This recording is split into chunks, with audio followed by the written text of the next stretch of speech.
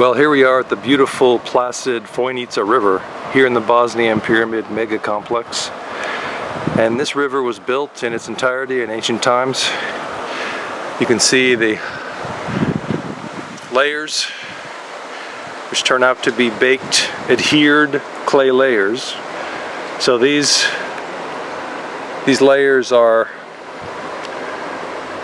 independent of one another, but they're also adhered so that as one layer was cooling, undoubtedly the next layer was laid down so that it would adhere to the previous one. So let's get a little bit closer. We'll go down to the river itself. We're just going to walk up the river, and as we walk we can look at what the ancients did. Let's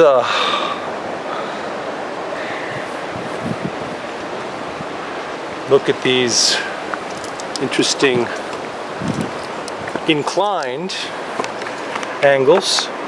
The ancients were always inclining their claystone layers. Up there is Osijela Hill, and those layers, those claystone layers which alternate with soft earthquake mitigating clay, are inclined into the structure, steeply inclined into the structure. In other words, they're leaning into the structure so they don't slip off over time. Their weight is pushing into the structure. In modern times, if we built a riverbed, if we created a river course, if we knew where we wanted water to run and we built the riverbed, we'd just concrete it. We'd just make it out of concrete. It'd be smooth. There would be no ridges, no obvious layers. It would just be one smooth concrete thing. But we've got clay layers, baked clay, which you'd think wouldn't be as strong as concrete, but guess what makes concrete strong here in the Bosnian Pyramid Complex? The strongest concrete ever analyzed, ancient or modern. It's the clay. It's the heated clay. They heated the clay up on the Bosnian Pyramid of the Sun in that concrete to 900 degrees Fahrenheit. We'll go along these layers.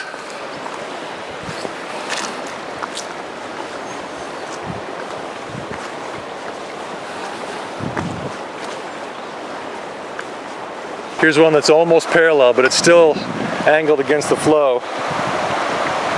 And here we've got more stones in the clay, so it's like a concrete part of the, it's still a layer, it's still inclined, but it's, instead of being very fine material, it's got this knobby concrete. So you can see how it then, that's on the top only, you can see how it then becomes, right, totally adhered to the next layer. There we go. And then that's adhered to the next layer. And then that's adhered to the next layer. And then that's adhered to the next layer. So it's a really, really, really strong structural riverbed that then becomes the structures on either side. So to the west we have the Pyramid of the Sun and the Pyramid of Love. To the east we have Osijela Hill. So this riverbed literally becomes the structures, and so the structures are tied together across the river for structural strength to last the ages, so the water does not get in and erode. It cannot get under the structures because this is part of the structure. You can see how the concrete top here, which is part of this channeling, slowing down perhaps, of the water. You can see how it becomes the clay, the baked adhered clay layers.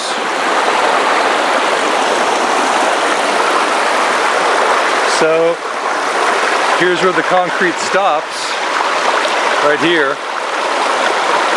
and then it's back to clay again at that level.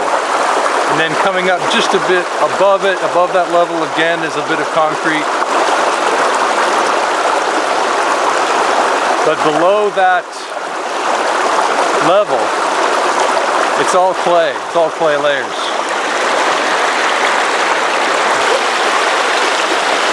Trying to figure out ways to get photos and to sort of outwit the reflections so we can really see what's happening.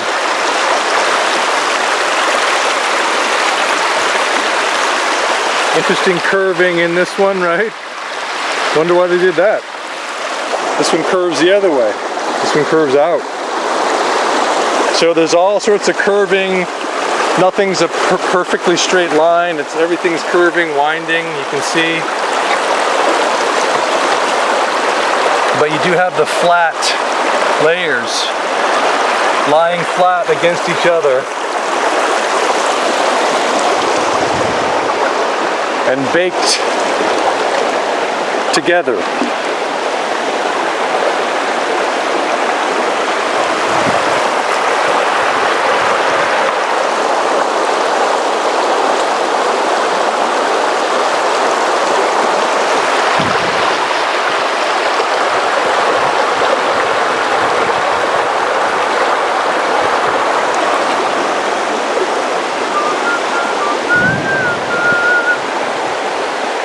Very, very, very strong stuff. Very, very strong.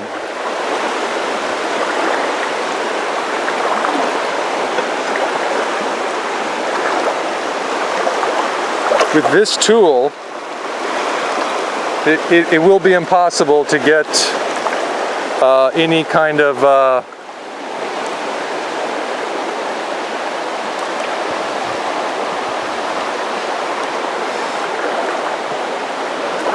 sample. So we'd have to go to something like this. So let's take a sample. Maybe smaller than that. Let's take this one. We have pure clay.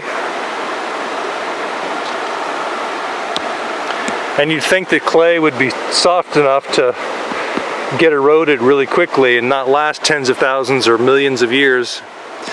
We think it's 34,000 years old, the pyramid complex. It could be much older. But this clay is, when it's heated, it becomes incredibly strong. This tough little piece. So we saw that come off from there, okay? So we know that's part of the structure. And we know that this is adhered to the next layer below, and they just keep going. I did bring the tool to show you, to give you an idea of the sound of the clay, so I'm going to do that. Let's do that here. Let me get a nice photo of this stuff here.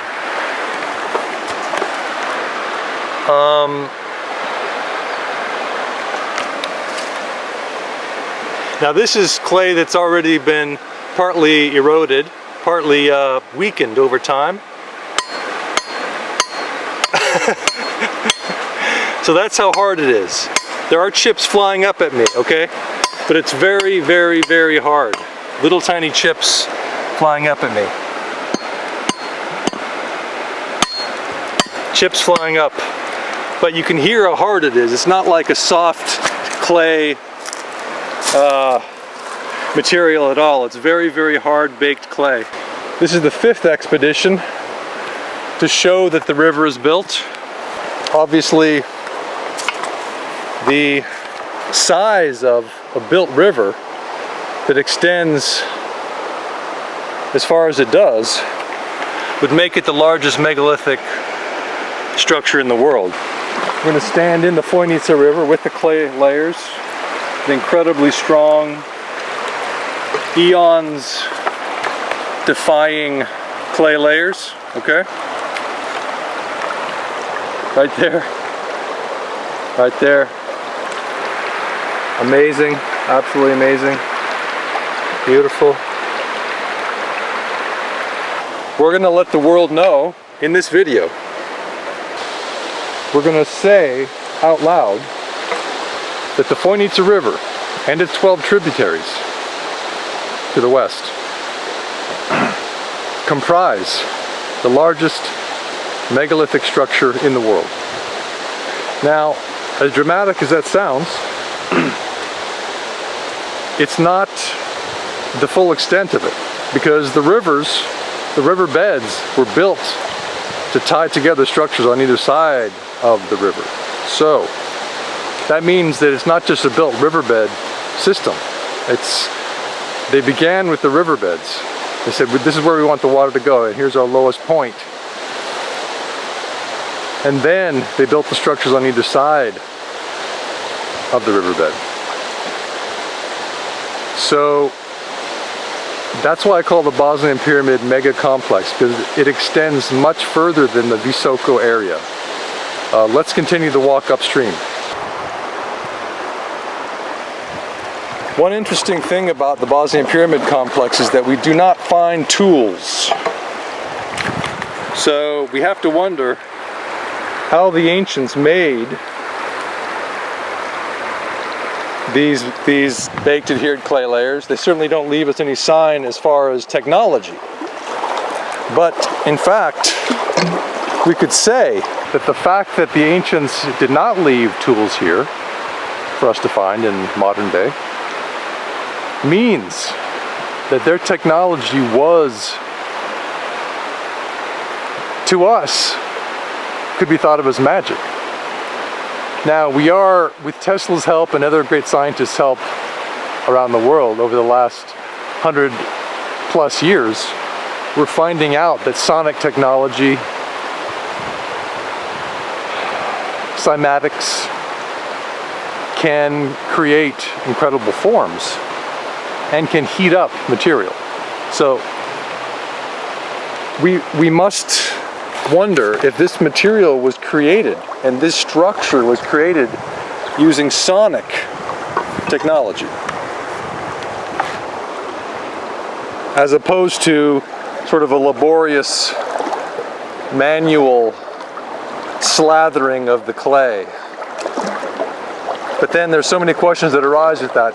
Whichever way they did it, however they did it, it's a monumental labor, a monumental task. And we have to be amazed by it. Many people will say immediately, without consideration, that it's impossible for this river or any river to be built. And of course, there are no schools in archaeology. There are no universities with archaeological departments that tell their students that there are built rivers. I mean, it just doesn't exist. So in academia, the students coming out of the universities are going to want to deny that there could be a built river because they've never heard of such a thing. It's totally reasonable, but they're going to hear about such a thing now, and there's significant video and photo and textual evidence showing and proving without any doubt whatsoever that this is a built river.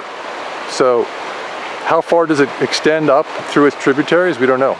But I have explored the major tributary to the Fojnica River, past Fojnica Grad, the town of Fojnica, 2 kilometers past it, west of it. And that's 30 kilometers from Visoko as the crow flies, and probably 45 kilometers as the river winds.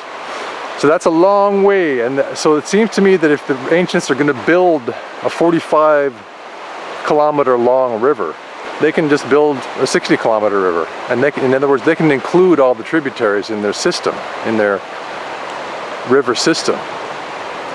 So, and it's an integral system. It's not just let's build a river. It's let's build a river that's going to bring up negative ions in the turbulence created by these adhered, baked, angled, inclined layers. So I think one of the purposes of having angles and inclination, especially angles to the flow, is to create turbulence to stir up negative ions, because the pyramid complex through the tunnel system, when it was open,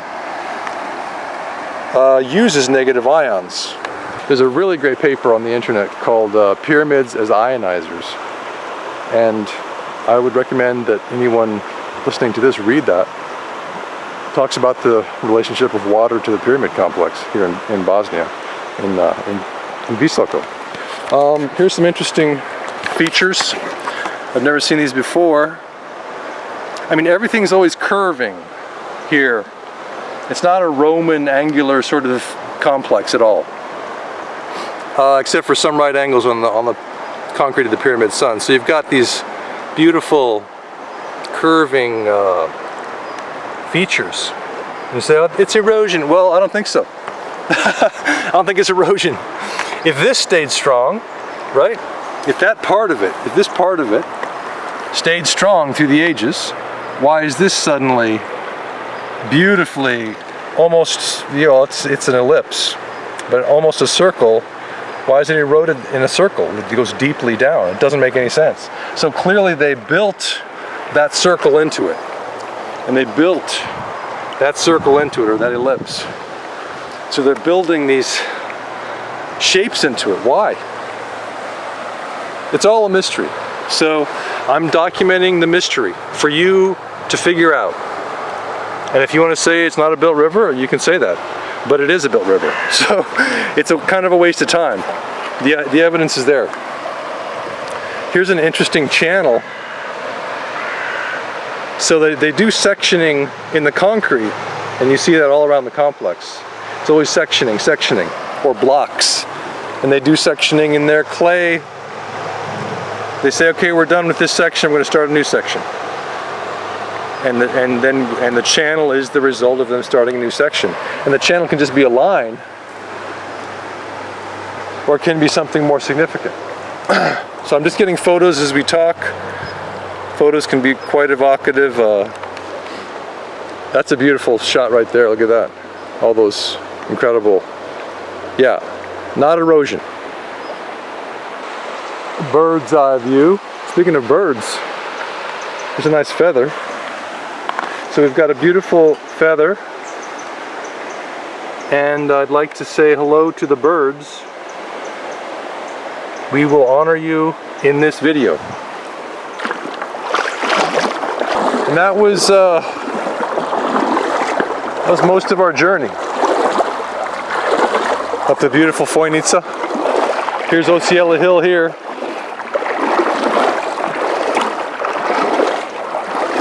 And of course, the Bosnian Pyramid of the Moon in the background. So we're walking with the water now. There's been a little bit of silt built up to show us the layers a little bit better. But you can see this incredible, see how they angle into the flow of the water, and then there's a channel in between. So they're both pointing in toward each other. Very interesting.